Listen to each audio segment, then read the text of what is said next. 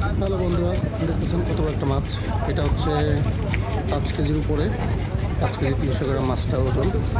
এই ছেলেটা অনেক সুন্দর করে পরিষ্কার করতেছে, খুব ভালো মাছ পরিষ্কার করতে পারে এবং মাছটা আসলে অনেক বড়। এই কাকা অনেক সুন্দর মাছ কাটতে পারে, দেখেন কত বড় একটা মাছ সে কত সহজে কেটে ফেলতেছে। উনি অনেক দক্ষ, আর হচ্ছে উনি ভালো মাছ কাটে, ছোটো হোক বড় হোক সব মাছই উনি কাটে। আর দেখেন কত সহজে উনি মাছটা কাটতেছে। এটা এত বড় একটা মাছ কিন্তু উনি সহজেই কেটে ফেলতেছে।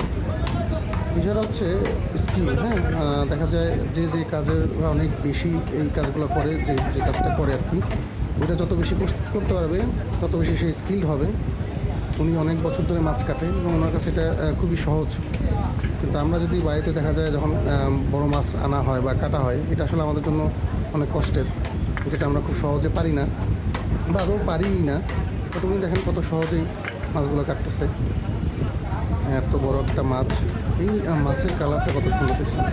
এইটা যত বড় হবে মাছগুলো, আসলে কাতল মাছ বলেন, রুই মাছ বলেন, এগুলো অনেক স্বাদের হয়।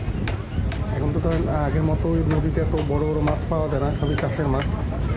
চাষের মাছ আবার ছোটো সাইজ যদি হয় সেটা স্বাদ নেই। যেমন 1 কেজি 1.5 কেজি বা 2 কেজির মাছগুলো তো স্বাদ থাকে না, বিশেষ করে কাতল মাছ একটু বড় না হলে না আসলে মাছ খেয়ে শান্তি নাই। যাক, সুন্দর করে কেটে দিচ্ছে, একদম পারফেক্ট সাইজ করে দিচ্ছে যার যতটুকু দরকার। আর এই মাছগুলা আসলেই এতটা স্বাদ, যারা আসলে আসলে কিনেন বা জানেন, এগুলো কন্টিনিউ খাচ্ছেন তারা বলতে পারবেন ভালো। তো আসলে সত্যি কথা বলতে কি, সেই আগের দিনের যে নদীর মাছ ছিল বা পুকুরের মাছ যেটা বলি আমরা, পুকুর ডোবা, এই মাছগুলো অনেক স্বাদের ছিল। এখন চাষের মাছ এতটা স্বাদ না, তারপরও চাষের মাছের মধ্যে যেগুলো আছে, এই যে একটু বড়ো সাইজের, এইগুলো একটু ভালো লাগে। যদিও এখন হচ্ছে সব জায়গারই লোকজন বলে এটা দিঘির, এটা খালের বা এটা নদীর মাছ। আসলে সত্যি কথা বলতে এগুলো আসলে নদীর মাছ থাকে না, এগুলো ম্যাক্সিমামই আপনার চাষের থাকে। কিছু কিছু মাছ পাওয়া যায়, বড় বড় নদীর মাছ বড় বড় সাইজের পাওয়া যায়, সেগুলো খুবই কম পাওয়া যায় বাজারে। কারণ এই যে এই মাছটার কেজি নিয়েছে হচ্ছে 420 টাকা করে। আসলে দেখেন, যদি নদীর মাছ হতো এই মাছটার কেজি থাকতো না হলেও 500 থেকে 700 টাকা এর মধ্যে থাকতো।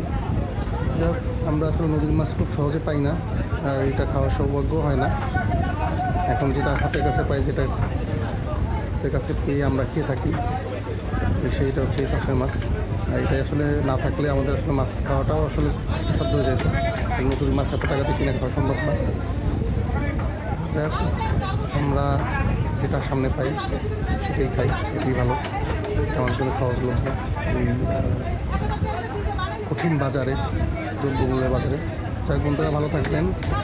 আর যদি ভিডিওটা ভালো লাগে অবশ্যই চ্যানেলটি সাবস্ক্রাইব করবেন এবং আমার পাশে থাকবেন, বেল আইকনটি প্রেস করে রাখবেন দয়া করে নতুন ভিডিও পাওয়ার জন্য। ধন্যবাদ সবাইকে। আসসালামু আলাইকুম।